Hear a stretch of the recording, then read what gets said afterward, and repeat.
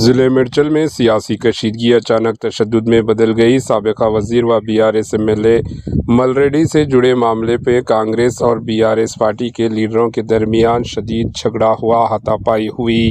اطلاعات کے مطابق DCC صدر وجریش یادو پر الزام ہے کہ انہوں نے سابقہ وزیر و BRS MLA ملریڈی پر حملہ کیا۔ اسی دوران ملریڈی کے قریبی ساتھی دلی پرمیش کو سر پر شدید چوٹیں آئیں، جنہیں فوری طور پر علاج کے لیے اسپتال منتقل کیا گیا۔ یہ واقعہ ضلع میڈچل کے علی آباد میونسپل لمٹس میں واقع لالا گڈیا ملک پیٹ علاقے میں پیش آیا۔ ذرائع کے مطابق جب میڈچل MLA ملریڈی اپنی پارٹی امیدواروں سے بات کر رہے تھے، اسی وقت DCC صدر وجریش یادو کانگریس پارٹی کے انتخابی گانوں کے ساتھ ایک پرچار رت لے رہے تھے۔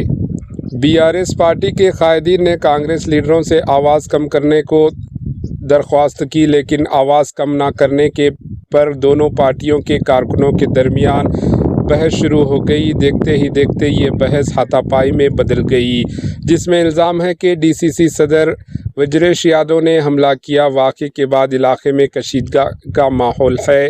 پولیس موقع پر پہنچ کر حالات کو قابو میں کرنے کی کوشش کر رہی ہے۔ مزید تفصیلات کا انتظار ہے۔ Bureau report AHN news.